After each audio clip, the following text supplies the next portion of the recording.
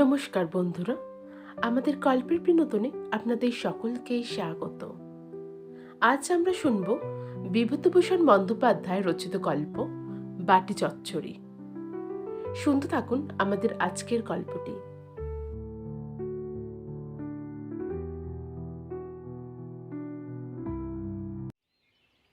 সংসারটা এমন কিছু বড় নয়, মাত্র দুটো মেয়ে মানুষ আর একজন পুরুষের সমবায় গঠিত। ডাক্তার, ডাক্তারের বউ এবং তাদের এক পিসিমা, তিনি বিধবা। আবার এই পিসিমা ডাক্তারের চেয়ে বছর 10 ছোট। সরকারি হাসপাতালে পুরাতন ডাক্তার। চক্রধরপুরে বদলি হয়েছে সম্প্রতি। ছোট সংসার, আরও ছোট্ট একখানা বাড়িতে অবস্থিত।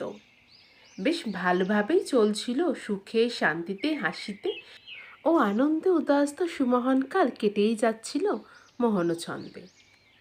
এহেন সময় ডাক্তার একখানা চিঠি পেল, এই মর্মে: কলকাতা থেকে নাকি তার বাপের ছোট কাকার বড় ছেলের রুগ্ন বধূ আসছে তার শরীরের ক্ষতিপূরণ করতে এই পাহাড়ের দেশে। অলকার স্বামী ডাক্তারের চেয়ে অনেক ছোট। প্রস্তাবনাটা পিসিমার কাছে উত্থাপিত হলে তো সে প্রতিবাদ করলে। বেশ আসুক ছোট বৌদি, আমি কলকাতায় যাব, এখানে থাকতে পারবো না। ডাক্তার প্রতিবাদ করলে, তাহলে এখানে দিন চলবে কি করে? পিসিমা বলেছিল, সে আমি কি জানি ভাইপো। পিসিমা এই বলেই ডাক্তারকে সম্বোধন করেন। কিন্তু বৌমা আসছেন রোগা মানুষ, তাকে দিয়ে তো আর সংসারের কাজ করানো যাবে না। আর তোমাদের বউ তখন হয়ে পড়বে একা, ছেলে পিলে নিয়ে আর কদিকে সামলাবে বলো? তাছাড়া কলকাতার তো দেখছি মানুষের অভাব তেমন নেই। সুতরাং পিসিমাকে থেকে যেতে হলো। অলকার সঙ্গে তার আজ প্রায় 5 বছরের বিবাদ। সেই বিবাদের ঝাঁজেই প্রতিবাদ করেছিল, তবে সে প্রতিবাদ টিকল না কিছুতেই ডাক্তারের প্রবল যুক্তির কাছে। ওদিকে অলকা এলো যথাসময়ে। দীর্ঘদিন ম্যালেরিয়ায় ভুগে ভুগে তার দেহের সক্রিয় কলকবজাগুলো প্রায় অচলই হয়ে গেছে। শরীরের সেই কান্তি বা শোভা আর নেই। মুখশ্রী হয়েছে কালিমালিপ্ত।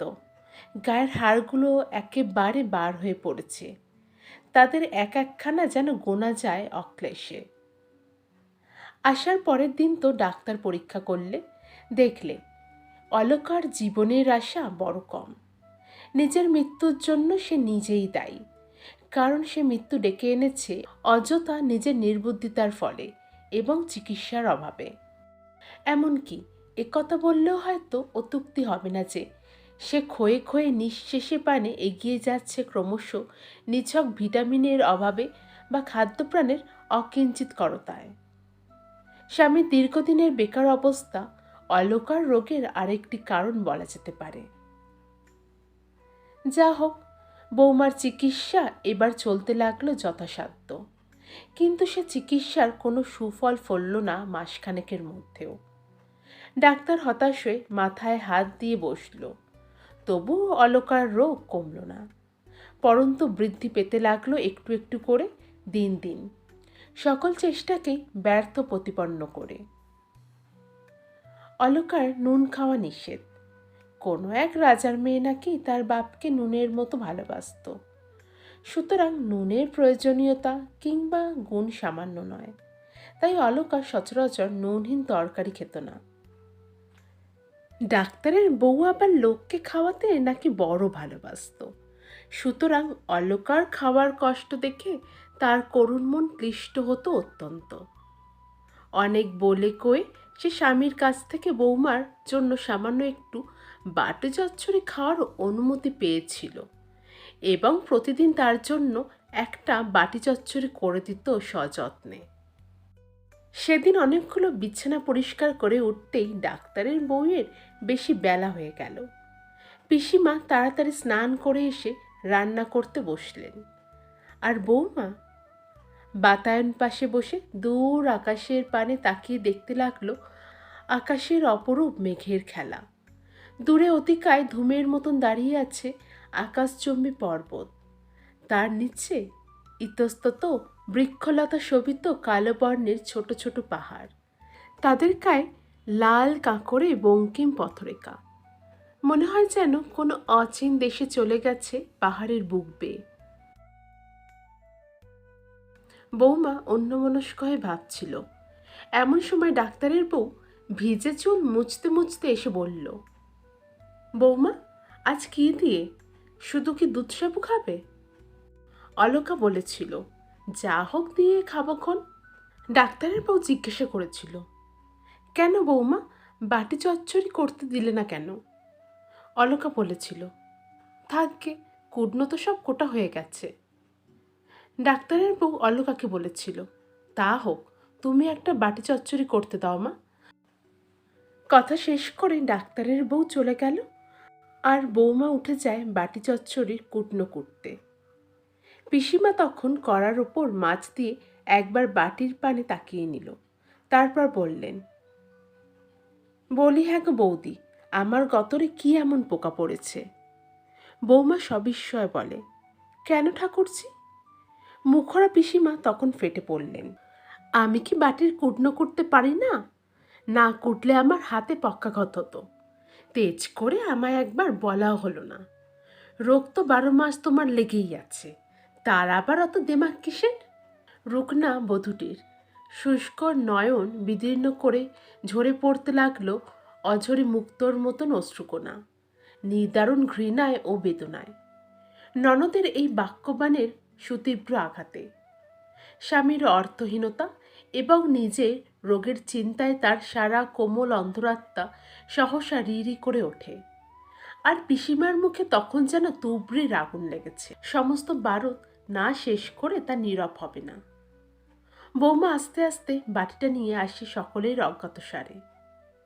ঘণ্টা দুয়েক পর পিসিমার বারুদ ফুরিয়ে গেলে ডাক্তারের বউ এসে বললে, বৌমা, বাটি আমায় দাও মা, আমি করে দিচ্ছি।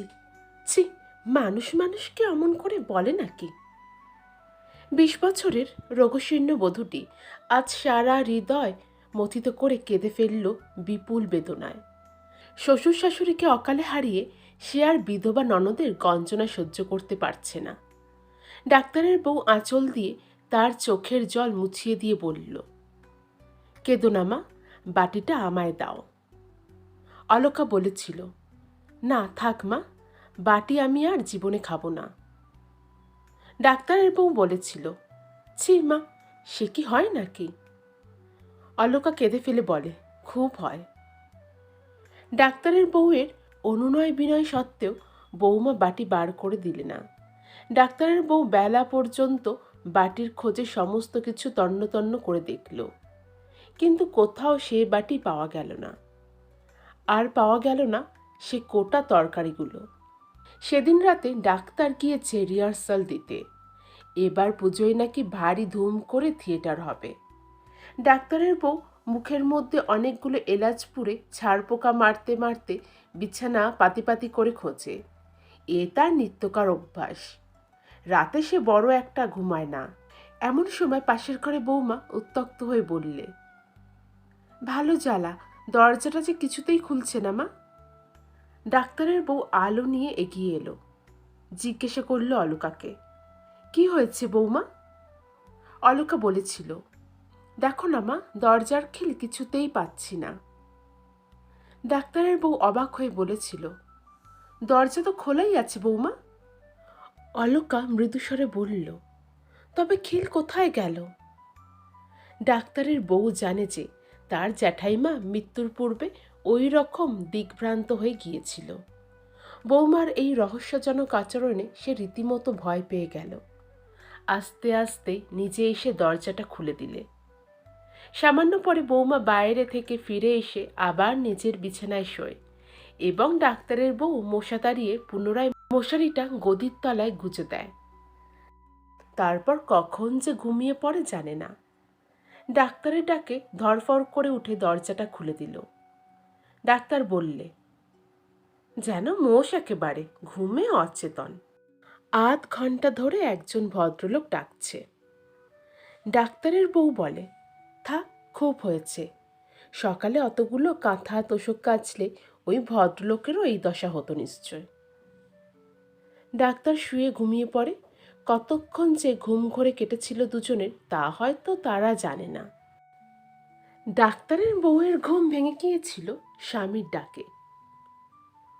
ওগো, ওগো দেখো তো, ও ঘরে বৌমা কি যেন বলছেন। ডাক্তারের বউ শুনল বৌমা পাশের ঘরে বলছে, দূর ছাই, কিছুতেই তো আলো জ্বলছে না। রুগ্ন কণ্ঠ ক্ষীণস্বরে নিশীথের নিস্তব্ধতা ভঙ্গ করে অষ্টহাসি হেসে ওঠে যেন কিসের ব্যাকুল প্রচেষ্টায়। ডাক্তারের বউ ঘরে প্রবেশ করে দেখে সে এক অদ্ভুত ব্যাপার। বৌমা মশারির মধ্যে হ্যারিকেনের লম্প নিয়ে গিয়ে অনবরত ফসফস করে দেশলাইয়ের কাঠি জ্বেলে যাচ্ছে, আর প্রজ্বলিত কাঠি চিমনিতে ঠুকে ঠুকে প্রতিবার নিভিয়ে ফেলছে। এমনি করেই জ্বালাতন হচ্ছে ব্যর্থতার বেদনায়। ডাক্তারের বউ স্তম্ভিত হয়ে স্থাণুর মতন স্থির হয়ে থাকলো এক মুহূর্ত, তারপর বলল, বৌমা, ও কি করছো মা? অলকা মৃদু ক্রন্দনের সুরে বলেছিল। দেখো মা, আলোটা কিছুতেই জ্বলছে না। বৌমার জ্ঞান সহসা ফিরে আসে। কিংকর্তব্য বিমূঢ়ের মতন তাকিয়ে থাকে ডাক্তারের বউয়ের দিকে। ডাক্তারও এগিয়ে আসে। তারপর বৌমাকে পরীক্ষা করে বলে, শিগগির আগুন করে ওর হাত পা সেঁক করো, হাত পা সব ঠান্ডা বরফের মতো। এতক্ষণে পিসিমার ঘুম ভাঙে। সে আলস্য ত্যাগ করে পিটপিট করে তাকিয়ে থাকে। ডাক্তার এসে তাড়াতাড়ি বৌমাকে একটা ইনজেকশন করে দিল। কিছুক্ষণ পর বাইরে এসে বলল, না, এত করেও বৌমাকে বাঁচাতে পারলুম না। নয়ন কোণ থেকে ঝরে পড়ে বিন্দু বিন্দু অশ্রুকণা। ডাক্তারের বউয়ের চক্ষু হয় বাদল দিনের সজল আকাশের মতো। মুহূর্তের মধ্যে সব কিছু যেন এলোমেলো হয়ে গেল। কলকাতায় টেলিগ্রাম করা হলো অলকার স্বামীর কাছে। তবুও যদি একবার শেষ দেখা করতে পারে পাড়ের ঘাটে। ডাক্তার যথাসাধ্য চেষ্টা করলে। অলকার স্বামী এলো দূরান্তর থেকে, আর এলো তার মেজদি। গলার বোতাম বাধা দিয়ে একেবারে শেষক্ষণে। তবুও বৌমা বাঁচল না। ডাক্তার কাঁদল, আর কাঁদল তার বউ, মৃতার স্বামী ও মেজ ননদ। শুধু কাঁদেনি তার বিধবা ছোট ননদ, কারণ মৃতার সঙ্গে তার কথা বন্ধ প্রায় 5 বছর 6 বছর যাবৎ। আর সেই কারণেই হয়তো সারা রাত দিগ্ভ্রান্ত একজনকে মশারির মধ্যে দেশলাই জ্বালাতে দেখেও নিবারণ করতে পারেনি কিছুতেই। এই ঘটনার দিন 7 পর ডাক্তারের বউ কোনো এক মধ্যাহ্নে ভাড়ার ঘর গোছাতে গোছাতে একটা খালি হাঁড়ির মধ্যে পেল সেই বাটিটা, আর তার মধ্যেকার কতকগুলো শুকনো তরকারি। পুরাতন ক্ষতে আবার যেন নতুন করে আঘাত লাগলো। একটা ব্যথিত দীর্ঘ নিঃশ্বাস বুকের মধ্যেই চেপে ধরল।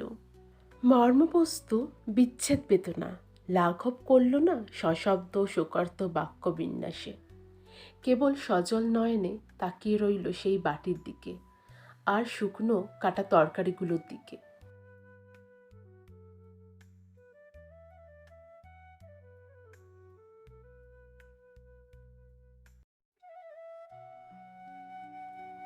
আমাদের আজকের গল্প বাটি চচ্চড়ি এখানেই সমাপ্ত হলো। নমস্কার।